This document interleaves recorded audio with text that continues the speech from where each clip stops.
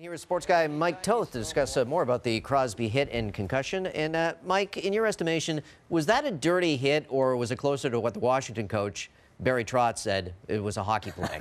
Well, I'm laughing because when I came into the studio this morning, you came up to me and said, "I'm not going to shake your hand, Mike. I'm going to cross-check you." It's a hockey play, Jeff said. And it's funny, hockey loves these catchphrases. It's a hockey play, 200-foot player, and all of this kind of thing.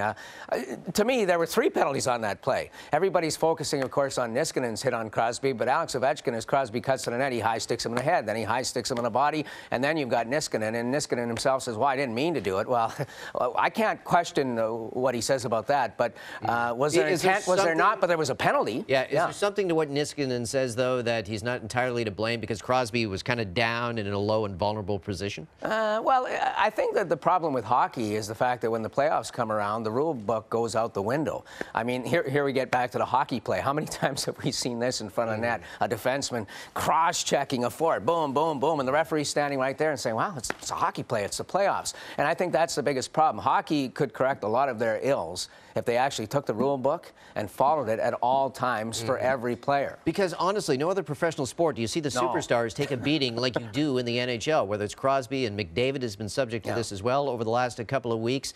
And is the NHL doing enough to protect particularly their star players? Because never mind a suspension, there's even no hearing on this. No, they're not, and it's simple as that. And you blame the league, but you also blame, I think, the hockey culture. I remember when I was an NHL broadcaster, I was the voice of the Calgary Flames, and I was the host for the Edmonton Oilers broadcast for a couple of years. So I was in the rinks, and I remember Mario Lemieux. He'd come into your building when I was with the Oilers and Flames broadcast teams, and he'd camp himself out of the opposition blue line and just stand there. And that was good because when the puck came to Mario, he did his magic. But now coaches and the hockey culture expect even superstar players like Sidney Crosby and Connor McDavid and Alex Ovechkin to be 200-foot players, to go in the corners, to go in the tough areas, to play defensively, to be checkers.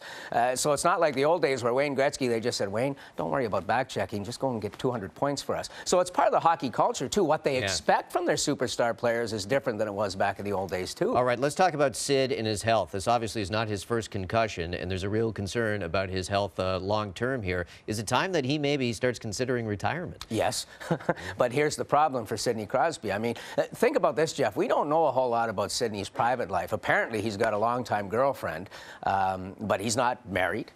He doesn't have children. We don't know much about his life away from the rink, which leads me to believe that he probably doesn't have much of a life away from the rink. If he had kids, and he's now had 4 documented concussions, and the key word is documented concussions, if he had kids or a family, he might say to himself, "You know what, it's time. I mean, I want to be healthy enough to play with my kids." Pretty tough decision to make. Well, you're the number 1 player in the world, and you're only 28. Well, yeah. He's one of the number 1 players.